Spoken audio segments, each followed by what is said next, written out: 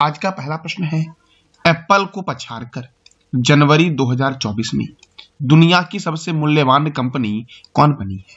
तो माइक्रोसॉफ्ट साथियों एप्पल को पछाड़ करके दुनिया की सबसे मूल्यवान कंपनी बन गई है 2024 में।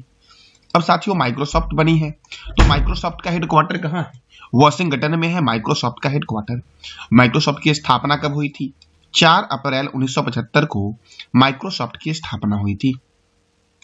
माइक्रोसॉफ्ट के फाउंडर कौन है? बिल गेट्स और पॉल एलन हैं माइक्रोसॉफ्ट के फाउंडर साथियों। माइक्रोसॉफ्ट के चेयरमैन एंड सीईओ कौन है? सत्या नडेला। कौन है? सत्या नडेला है माइक्रोसॉफ्ट के चेयरमैन एंड सीईओ साथियों।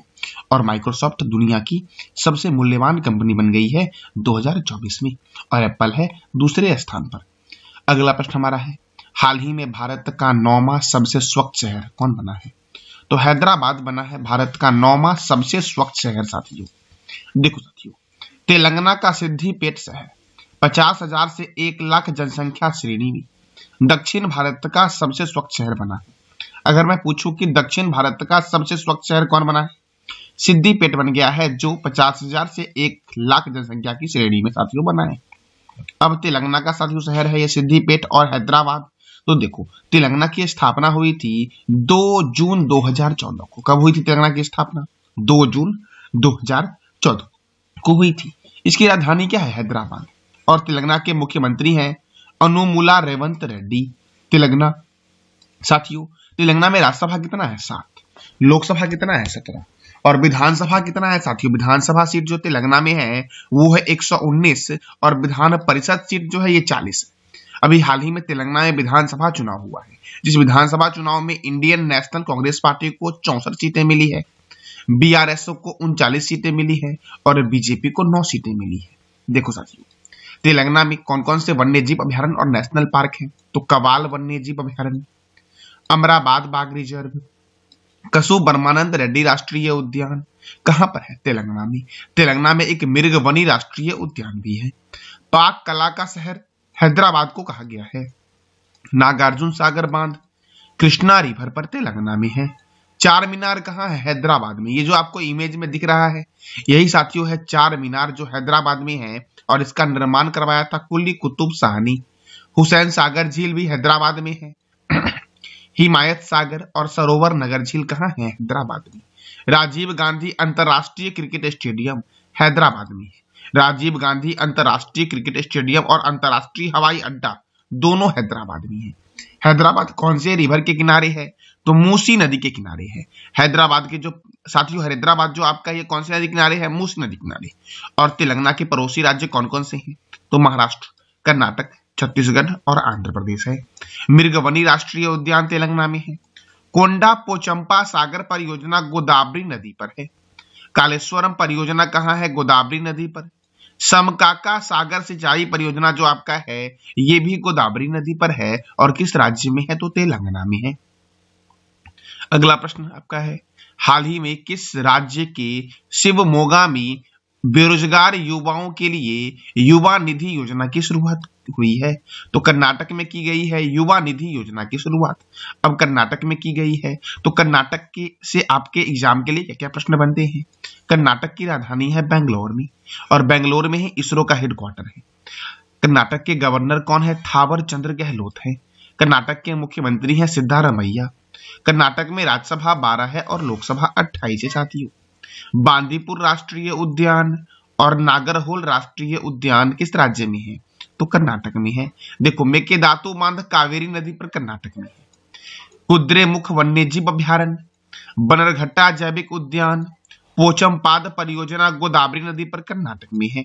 मालप्रभा परियोजना मालप्रभा नदी पर है। मेकेदातु बांध कावेरी नदी पर है।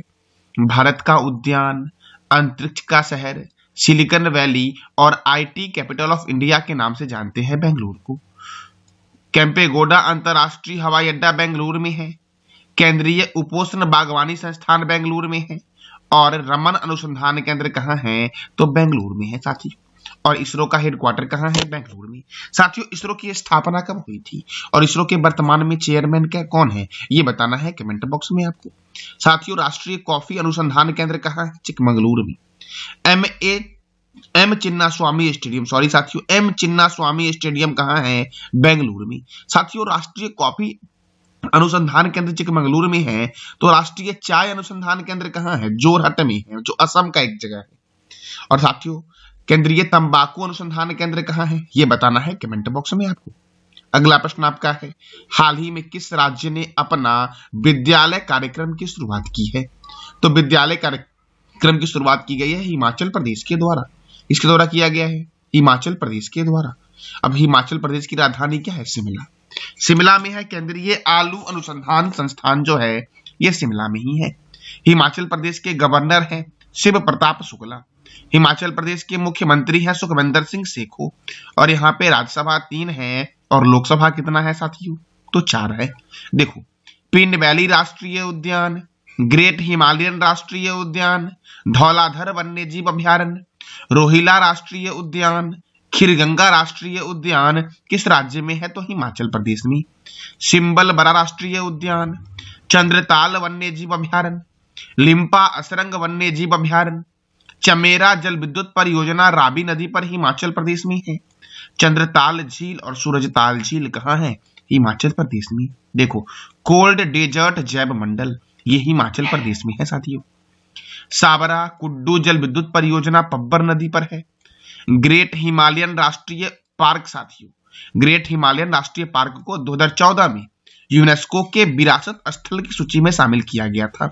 अब यूनेस्को, तो यूनेस्को का फुल फॉर्म होता है United Nation Educational Scientific and Cultural Organization. इसका हेडक्वार्टर है फ्रांस के पेरिस में। इसके चेयरमैन कौन है? तो आंद्रे अजेलो इसके चेयरमैन है। आपको बताना है कमेंट बॉक्स में इसकी स्थापना कब हुई थी। कोल डैम परियोजना सतलज नदी पर है। नाथपा झाकरी परियोजना सतलज नदी पर है। केंद्रीय आलू अनुसंधान संस्थान शिमला में है। सिपकिला दर्रा और रोहतांग दर्रा कहाँ है? हिमाचल प्रदेश में है साथियों। कहाँ पर है? हिमाचल प्रदेश में। नाथपा झाकरी परियोजना कौन सी नदी पर है? सतलज नदी पर, जो हिमाचल प्रदेश में है। अगला प्रश्न हमारा है, हाल ही में किस देश के नए प्रधानमंत्री विलियम लाई बनी है? तो विलियम लाई साथियों बने हैं ताइवान के नए राष्ट्रपति साथियों। ताइवान के नए राष्ट्रपति कौन बने हैं? विलियम लाई। अब ताइवान की राजधानी है ताइपे सिटी और ताइवान की करेंसी क्या है? न्यू ताइवान डॉलर ताइवान की करेंसी है साथियों। अगला प्रश्न हमारा है, भारतीय सेना ने कहां अपना 76वां स्थापना दिवस मनाया है? तो भारतीय सेना ने लखनऊ में अपना 76वां स्थापना दिवस मनाया है। कहां पर मनाया है? लखनऊ में। और लखनऊ है गोमती नदी के किनारे, कानपुर है गंगा नदी के किनारे, अहमदाबाद है साबरमती नदी के किनारे और दिल्ली है यमुना रिवर के किनारे साथियों। अब साथियों भारतीय सेना अर्थात इंडियन आर्मी डे कब मनाया जाता है? तो 15 जनवरी को मनाया जाता है। और इस बार साथियों 76वां आर्मी डे जो मनाया गया, ये कहाँ मनाया गया है? लखनऊ में। और लखनऊ कौन सी नदी के किनारे है? गोमती नदी के किनारे। अब साथियों 15 जनवरी को यह दिवस मनाया जाता है, क्यों? क्योंकि 15 जनवरी 1949 को फील्ड मार्शल KM करियप्पा ने जनरल फ्रांसिस बुचर से भारतीय सेना की कमान ली थी। तो साथियों भारतीय सेना से कमान किसने लिया था? फील्ड मार्शल KM करियप्पा ने, जो 15 जनवरी 1949 को लिया था फ्रांसीसी बुचर से। इसीलिए 15 जनवरी को मनाया जाता है इंडियन आर्मी डे। फ्रांसीसी बुचर भारत के अंतिम ब्रिटिश कमांडर इन चीफ थे। फ्रांसीसी बुचर जो थे वो भारत के अंतिम कमांडर इन चीफ थे। अब देखो साथियों भारतीय सेना, तो भारतीय सेना की स्थापना कब हुई थी? 1 अप्रैल 1895 को। भारतीय सेना के प्रमुख कौन है? जनरल मनोज पांडे। और भारतीय सेना दिवस कब मनाया जाता है? तो 15 जनवरी को मनाया जाता है साथियों। भारतीय वायुसेना की स्थापना कब हुई? 8 अक्टूबर 1932 को हुई। और इसके प्रमुख कौन है? VR चौधरी। साथियों वायुसेना दिवस कब मनाया जाता है? तो 8 अक्टूबर को मनाया जाता है वायुसेना दिवस साथियों भारतीय नौसेना की स्थापना कब हुई? 26 जनवरी 1950 को। और भारतीय वायुसेना के प्रमुख कौन है साथियों? तो VR चौधरी हैं। भारतीय सेना के प्रमुख कौन है? जनरल मनोज पांडे हैं। तो भारतीय नौसेना के प्रमुख कौन है? Admiral R Hari Kumar. भारतीय नौसेना दिवस कब मनाया जाता है? तो 4 दिसंबर को मनाया जाता है नौसेना दिवस। साथियों आपको बताना है कमेंट बॉक्स में कि 4 दिसंबर को नौसेना दिवस क्यों मनाया जाता है। इसकी स्थापना तो हुई थी 26 जनवरी 1950 को, लेकिन 4 दिसंबर को भारतीय नौसेना दिवस क्यों मनाया जाता है, ये बताना है कमेंट बॉक्स में आपको।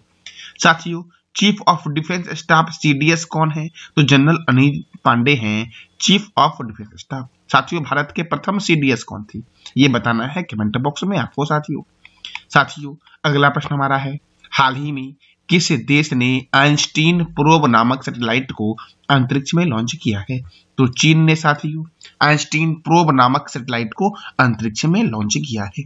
अब चीन ने लॉन्च किया है तो चीन की राजधानी है बीजिंग, चीन की करेंसी क्या है, रेनबिबी, चीन के राष्ट्रपति है शी जिनपिंग। साथियों, ई कचरे का सबसे बड़ा उत्पादक देश जो वो चीन है, चीन की सीमा सबसे ज्यादा 14 देशों से लगती है। हाइड्रोजन संचालित ट्रेन शुरू करने वाला एशिया का पहला देश कौन है, तो चीन है, जबकि वर्ल्ड में जर्मनी है हाइड्रोजन संचालित ट्रेन करने वाला पहला देश। समुद्र पोत मैगजियांग का अनावरण साथियों किसने किया, चीन ने किया है। और चीन के नए रक्षा मंत्री कौन बने हैं, डोंग जून बने हैं चीन के नए रक्षा मंत्री। साथियों, भूटान के नए प्रधानमंत्री कौन बने हैं, तो भूटान के नए प्रधानमंत्री बने हैं शेरिंग तोबगे। कौन बने हैं, शेरिंग तोगबे बने हैं भूटान के नए प्रधानमंत्री। साथियों, अब भूटान की राजधानी क्या है, थिम्पू। भूटान की करेंसी क्या है, न्यूग्लिट्रम है भूटान की करेंसी। साथियों, क्या है, भूटान की करेंसी क्या है, तो न्यूग्लिट्रम। और भूटान में ही है चूखा जल विद्युत परियोजना। कहां पर है चूखा जल विद्युत परियोजना, तो भूटान में। ये था आज का हमारा महत्वपूर्ण करंट अफेयर। साथियों, पिछले क्लास में मैंने आपसे 3 प्रश्न किया था। पहला प्रश्न था हमारा जारूकी अंतरराष्ट्रीय हवाई अड्डा कहाँ है, शिलोंग में। दूसरा था कि दुनिया की सबसे लंबी सोलर लाइट लाइन कहाँ स्थापित हुई है, अयोध्या में।